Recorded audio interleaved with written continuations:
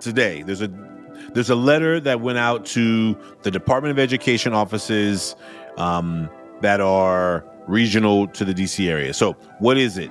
Beginning today at 6 p.m., all ED, which is Education Department offices in the National Capital Region, will be closed for security reasons. Employees must vacate the building by that time.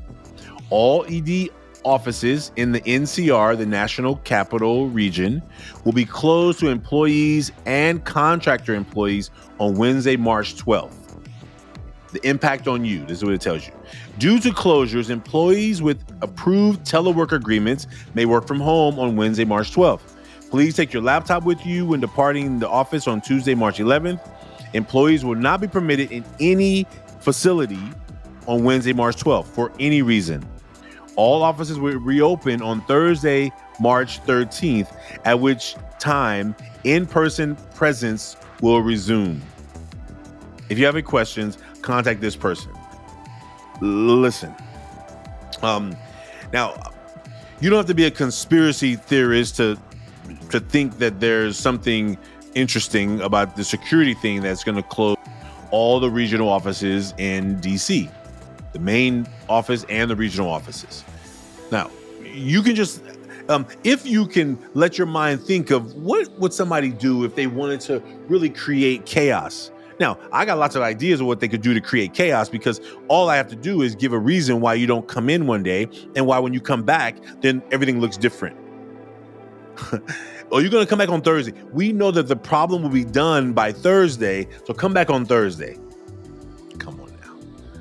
Listen, if you don't see that what's happening right now, if you're not paying attention to what's happening right now, like somebody needs to be, and I imagine that since it just happened, this letter just happened. I think it was at 2:00 Eastern Standard Time, which, put it about an hour and a half ago. This letter went out to everyone. They have to be out of the office by 6 p.m. and don't come back tomorrow. Take your laptops with you. Now, listen, I don't want to be a person who's trying to predict what's going to happen, because imagine the craziness that's happening. Some of it I couldn't have even imagined it would happen. But this part is really critical. If you want to create chaos in a department, I would imagine that probably that when people leave that building, something will be happening inside that building. Now, maybe there's a legitimate security concern. Right? Maybe there's a legitimate security concern. Maybe there is a legitimate security concern to be worried about, of something that they're prepared for Wednesday only. I mean, it's not like we're going to fix any pipes. It's not we have to fix some heating system. Like, it's saying they're going to be closed and just come back on Thursday. Now, if you're trying to create chaos, which is what we see them doing on a daily basis, we got to be mindful of what is possible, and just let your mind wander. I let your mind be free. I'm gonna make some of my own predictions on my own, and then I'm gonna hold them here. And when I come back on Thursday, hopefully I can be like, oh, well, they just let them come back and no big deal. That's not how I see it happening. That's not how I envision it happening. And I hope that nothing happens. As a male educator at your school site, it can get lonely. Only 23% of K-12 educators in America are male.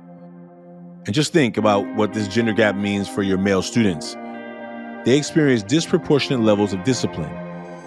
This is a show for male educators who want to feel more understood by their community and want to create emotionally safe classrooms and schools for the next generation of male students. Welcome to Unmasking with Male Educators.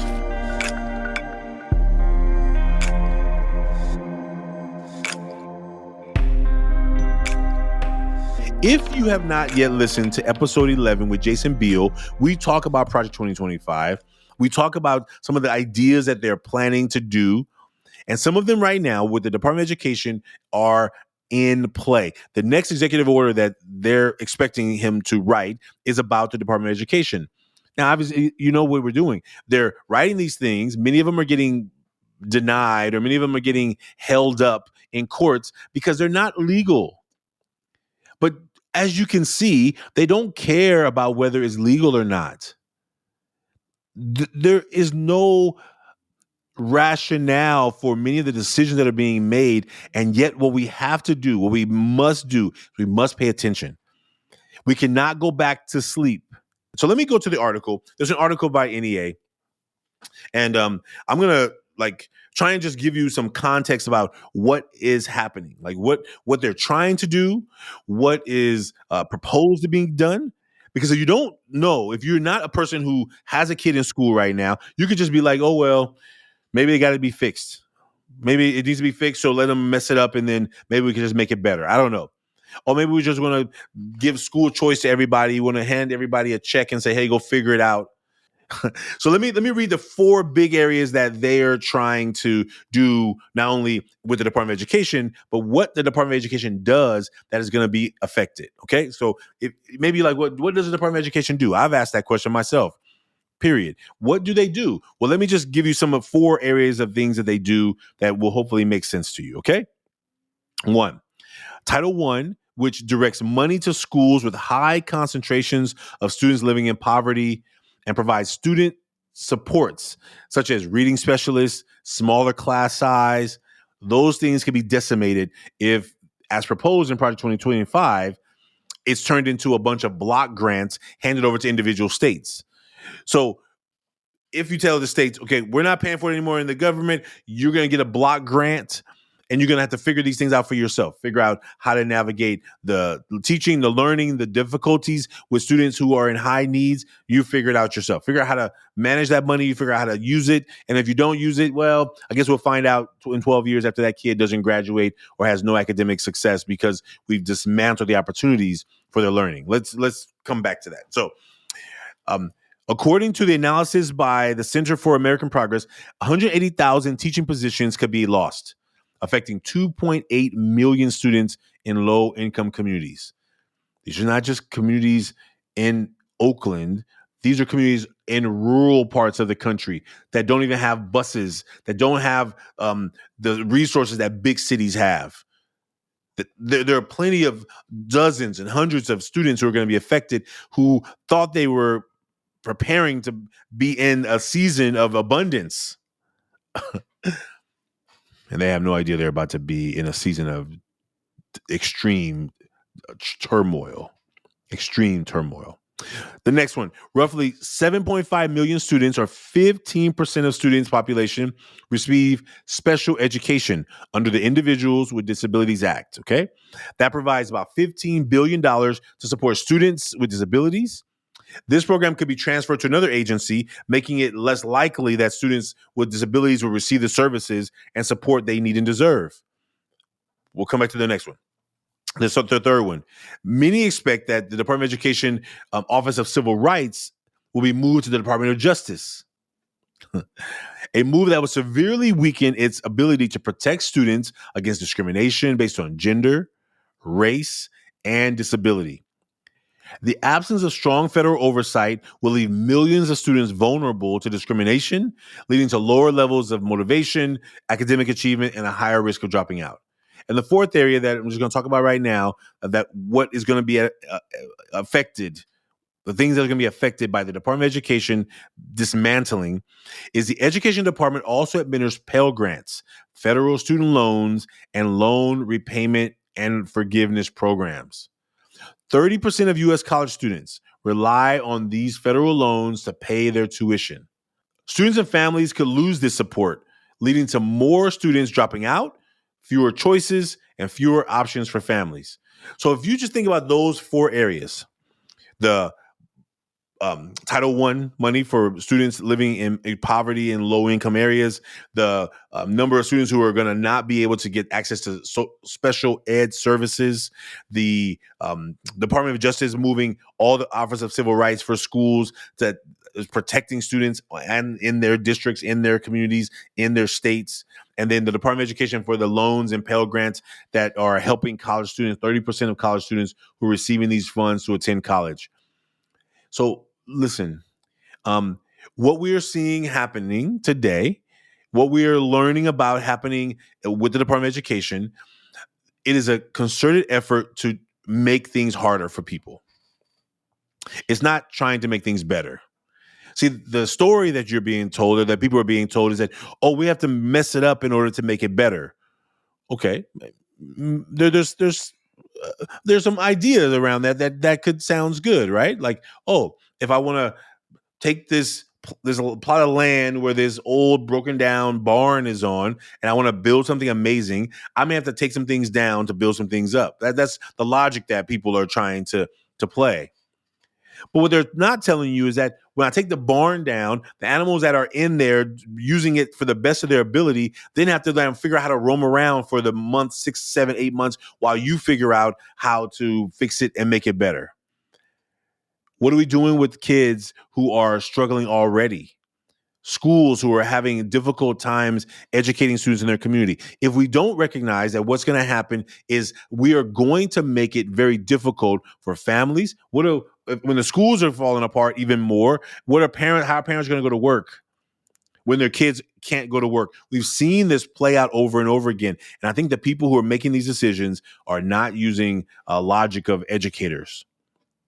Maybe they're coming in with a bureaucrat hat. Maybe they're coming in with a finance hat, and they're going to figure out how they can strip it away. But listen, over the next 2 days, once we figure out what happens when the Department of Education opens back up on Thursday, surprise, I would be surprised if nothing has happened. I'll be surprised if they come back on Thursday and everyone goes back in the building with their IDs, no big deal, no problem. Everyone just goes back to business as usual. We'll find out. I don't have any answers right now. So obviously I'm not going to try and predict the future, but you can imagine the amount of shadiness that can happen in 24 hours while you telling people don't come back to your office, take your laptop with you. We'll see you when you get back. So let's just hope for the best. Sadly, we are in a state of concern with education. And what I'm inviting you people to do, I'm inviting you listener to do, to please reach out to an educator that you know. Please talk to your kids and just have them. You don't need to scare them with all the information. What I am asking you to do is not to let it be blinded that our schools are under attack. And maybe your school is in a city that is well funded and you're not going to worry. Your PTA got $500 million in their PTA fund, so they'll supplement whatever the schools can't provide. But there are many schools that once those funds begin to dry up and the confusion and chaos begins to ensue and the protections for educators and teachers and students begin to go away, we are going to have a very tough situation on our hands. So,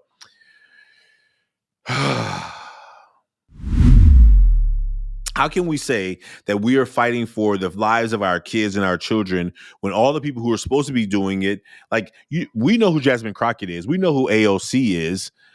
We know who some of these older people are who are out still in some of the things, but where are the rest of the people, right? And maybe that's the thing. That's a call to myself, right? Maybe that's a challenge to myself. Where are you, Ashanti? You got ideas about this. You got concerns about this. You got questions about this. You got thoughts. You can be creatively defiant in this situation. You know what it's like to be bullied, so I ain't afraid of no bully. Like I know what it's like. I don't like it. I didn't like it. I know what it's like to watch all these people who have what we call in our society power. They're politicians. They are government officials, and they sitting around in the back channels strategizing quietly. Like I think this is a dance between like politicians and what the community is asking for. And look, politicians have to protect their constituents. They have to protect their jobs. They have to protect the decorum or what they call. Because as we saw, Al Green, I don't know. I won't say Al Green. I don't know that's his first name, but a representative or super. I don't even know what his title is. Brother Green. I can look it up. He got censured. Now, if we talk about, let me see, Green censured. Okay, so he was censured for speaking out against the president, right? That's what happened. He got censured. Now, let me tell you what censure means, because people they use this term because it's a political term, right? It's a rules term. In the United States, governmental censure is done when a body's members, the body, wish to publicly reprimand a member of Congress, the president, or a judge or cabinet member. It's a formal statement of disapproval. Okay. It's a formal statement. Okay. Disapprove. Disapprove that I spoke out against cutting Medicare. Disapprove that I spoke out against cutting. Now, when the other Green did similar behavior before, standing up, screaming at the president, did they censure her? No, they didn't censure her. Now, we can go into a lot of reasons why that didn't happen, but I'm not going to dig into that hole right now. There's a lot of rabbit holes we can jump in. And because they're flooding the zone with all of this nonsense, it's easy to be like, you know what? I am going to just ignore it. I'm just going to ignore it. I don't have time to deal with this. We'll wait in a couple of years. Maybe we'll vote differently. Like, the problem is right now, the people who are doing evil are not taking a break. That's what Bob Marley said. When Bob Marley got shot fighting for freedom for his people, when he went to that concert with bullet holes in his body, he said the statement of what he said, the quote, the as I've heard the quote, the people who are doing bad are not taking a break. So I can't either. And what happens is oftentimes what people like me, a citizen who is caring about education, I don't only care about education as a talking point. Like, it is what I'm doing every day, trying to help schools be better. And I deal with battles in schools that say they care about kids. So the people who don't care about kids, who are actively showing they don't care about education, what they're doing. They're trying to dismantle it. They're trying to harm the kids who need it the most. I am just wanting to be really clear. Like, if we're going to do something about it, if we're going to make better education, then we're going to have to be active. And we can't be always in the background, in the behind the scenes, saying we're going to strategize and plot and plan forever. We can't wait till 2 years to let this thing fall all the way apart before we then try and figure out how we're going to build it back together. Listen, there are plenty of people doing that. But these people who are doing this evil right now in our country, who are hurting our schools, who are planning to do even more in our schools if they had a lot more room, like, we got to be fighting for it every day. And I don't know what that means for me, right? I have an organization to run. I don't have time to be sitting up in DC, sitting in a bunch of meetings, whatever, but maybe that's what has to happen too. I don't really know. I don't have the answer. I wish I knew the answer. But I do know the answer is not hoping and waiting for it to get better. I know that's not the answer. Now, if we're going to talk about education, I think I want to do a couple of things first, because, like, when Al Green, his name is Al Green, Representative Al Green, when he got censured, he had a formal statement of disapproval. Like, is that so bad? When you're doing the right thing, when you're standing up for your constituents, when you're standing up for the community, is that so bad? I don't know. Maybe there's some things that happen down the line if you're censured, and I'm not getting all the full definition of what happens then. But here's what I'm clear about. As a teacher, when I was a teacher, I got in trouble often. I had trouble, meaning what? I got called to the principal's office. I got into a meeting. I had to have this meeting and that meeting and that meeting, because I was trying to figure out why education was broken the way it was, why there were smart kids failing algebra. Smart kids. Why the rules are so confusing to kids if you're expecting them to figure out how to take school serious. I'm going to go through middle school not doing anything. I'm going to come to high school. The rules changed. No one told me. Now I'm a junior, and now I'm getting transferred over to a continuation school because nobody along the way said, hey, this is not working. Hey, a counselor can't really have 300, 400, 500 students and expect to be counseling. It's not possible. So when our schools are already showing signs of falling apart, I mean, you can walk into schools. If you have an eye for what's happening on school campuses, you can walk around and you will see stuff. Now, some people don't have an eye for it. So they walk around campus. They're like, oh, look how beautiful this school is. Look at the nicely manicured grass. Look at the nice things on the wall. Look at this. There's no trash on the ground.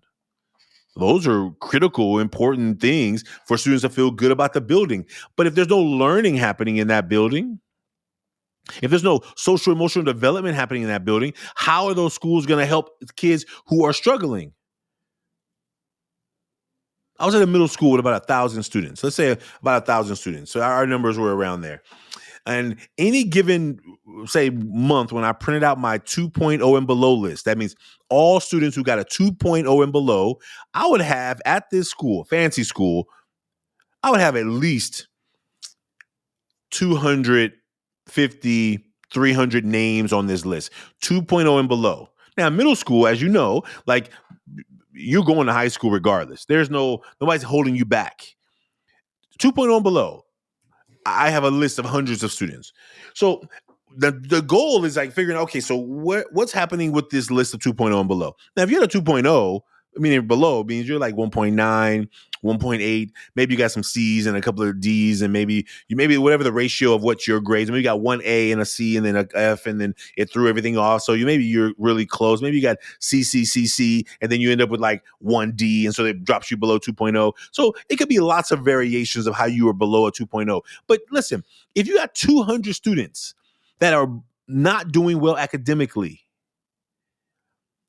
as me as one administrator, I'm in charge of this list. I'm in charge of these students. I'm in charge of definitely dealing with the eighth graders who, if you're below 2.0, you're not going to walk the stage.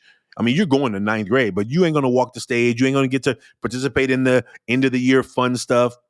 Like, I got to counsel all of these families. I got to do this. This is like a person who cares about education, trying to figure out how to support these 200 students as an administrator, which is a thing on the list of my jobs. That's difficult work. That's complex work. Okay, I got the students who have a 0.0 and a student has a 1.9. Those are probably very different situations. Doesn't mean that one is better than the other academically. It means that one is showing up and doing something, at least barely, and one is close to moving above the line, and then one is doing absolutely nothing. It could be a kid who never shows up to school. It could be a kid who just shows up every day and does nothing. There could be lots of layers of why a kid would have a 0.0. You didn't pass art, PE? You didn't pass nothing? Those are difficult conversations to have. And to have hundreds of them, more than 100, that means I got to bring every kid out of class, hopefully they're at school that day, sit them down, talk to them, find out what's going on. And that amount of work is a lot of work. And you know what sometimes easier to do? Let me just focus on the ones that are close to moving up. Let me go to the 1.7.5 and all the way to 2.0. That's about 40 kids right there. Let me work on those 40, because the ones who are at 1.0, the ones who are at 0.5, I don't know if I have a whole lot of room to support them. And we don't have the resources to have every kid brought in and talk to, like, what is happening. So we already know that even with schools before this madness is happening, schools are struggling to be able to serve every kid the way we probably would want to. And now we're about to talk about, let's dismantle it. So like myself, many of you may not have known all the things the Department of Education does or what they're in charge of. And I believe that there's a lot of work to be done in the Department of Education to make schools better. I believe that.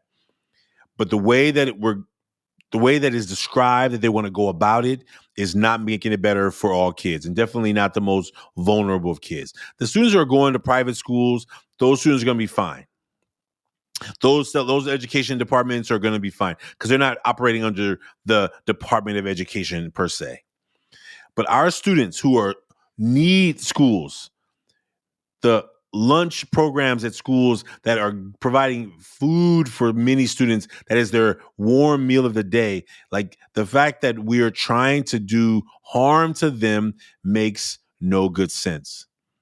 So maybe before today, you didn't know what the Department of Education does. Hopefully those 4 things will be enough to let you see how important it is that we don't let it get dismantled, that we don't let it come to harm, because we have students and children of all ages, not just 5 and 6 and 7-year-olds. We have 14, 15, and 16-year-olds, teens who are trying to figure out the next journey of their life. They cannot afford another disruption that we just experienced over the last 4 years, 5 years as well, when we had COVID take over our schools. I'm inviting you, don't get weary. I'm inviting you not to think about how can I find and focus and follow all the chaos happening. There's a lot of chaos happening, but we can't be silent.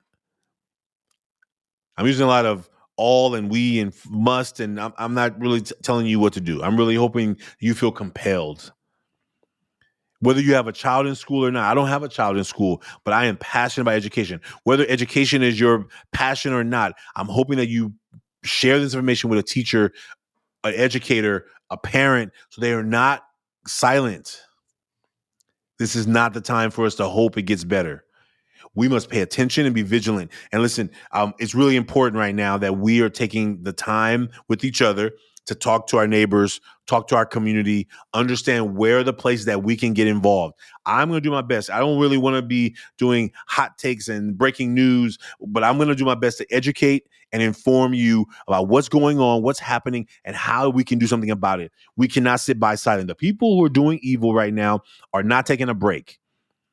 And because there's so many of them willing to brazenly do evil, we must, the people who care about good, the people who care about compassion and kindness and empathy, we must not get weary.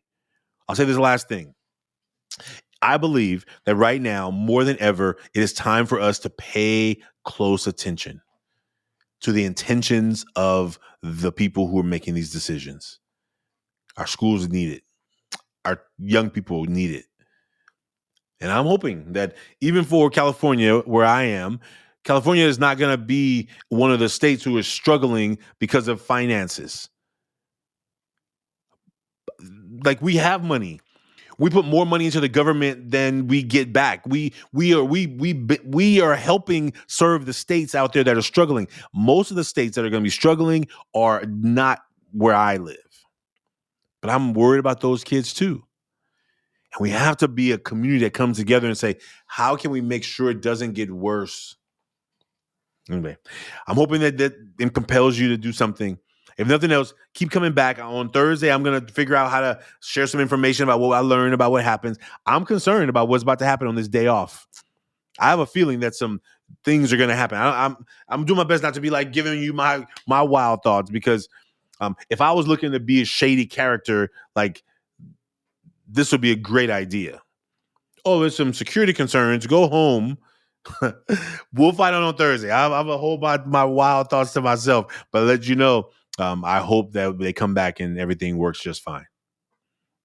I hope that's the case. We gotta hope, right? We gotta find that hope in the midst of all the chaos. And the last thing I'll say is episode 11 with Jason Beal. We talk about this. This is maybe a month ago. Go back to episode 11. Listen to the episode with Jason Beal. We began to talk about it before it was in play, and now we're here. Now it's coming. And whatever's about to happen next, like, some of us can't predict, but we can also imagine, like, there's things that are going to happen that are going to make things worse for the most vulnerable. And I'm inviting you to not be silent. We'll keep our eyes open for ways that you can get involved.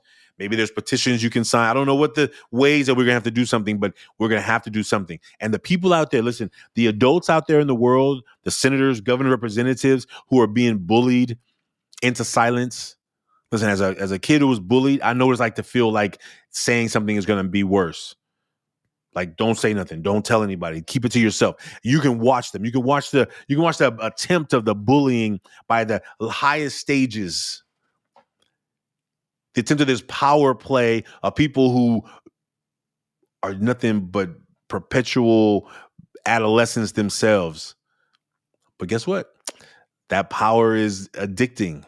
And the people who are bullying others, making them silent, is causing most of us to be silent. I can say for myself, I'm sometimes worried about how I feel about the Department of Education. I'm worried about making people mad. But I'm clear that I would rather make these people mad than to have the more kids in my community walk around wondering to the adults, why didn't you do something? Why didn't you say something? Why didn't you step up? So listen, folks, these next few episodes are going to be focused on how we're going to improve our Department of Education, how we're going to get involved, how we're going to pay attention to what's happening, and what can we do. We may have to get creative ourselves. We, the people, may have to get creative ourselves if our representatives are going to sit around being scared and afraid to speak up because they don't want to be censured. They don't want to be reprimanded. Listen, I'm hoping that somebody decides to get their hands dirty or give up the job. I don't care what side of the aisle you're on. If you are going to be willing to let the education department, our young people, our youth be destroyed, then you are going to be sitting in those seats a lot less than you thought. We're not going to tolerate that anymore, are we? I don't have all the answers. I don't have a lot of answers, but I do have a lot of ideas. So let's begin to put some of these ideas together. I'm looking forward to seeing you soon. We're talking to male educators. So check out episode 11 in our conversation with Jason Beal, talking about the Project 2025 that we see coming into play right now in real time. That's from Rumi. We'll see you soon. Bye now.